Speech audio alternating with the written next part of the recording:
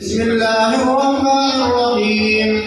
الحمد لله رب العالمين، والصلاة والسلام على سيد الأنبياء والمرسلين وعلى آله وصحبه أجمعين. أما بعد، فإن أصدق الحديث كتاب الله، وأحسن الهدي هدي محمد صلى الله عليه وسلم، وخير الأمور محدثاتها، وشر الأمور محدثاتها، وكل محدثة بدعة، وكل بدعة ضلالة، وكل ضلالة في النار.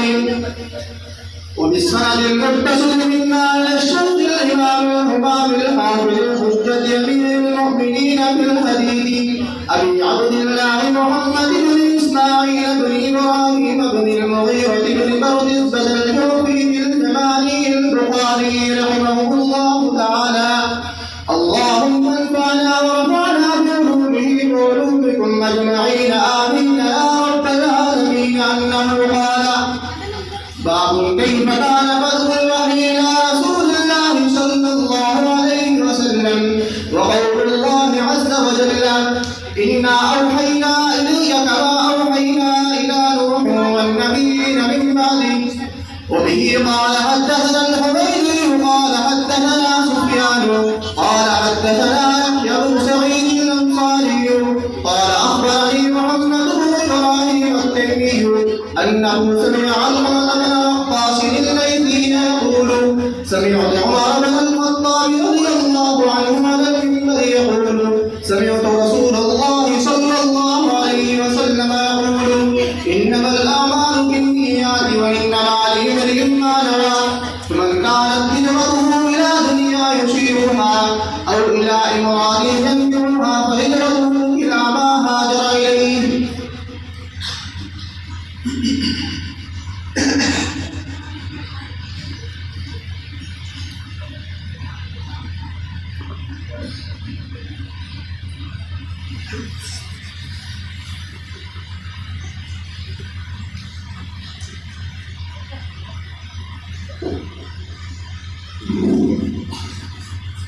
أعوذ بالله من الشيطان الرجيم.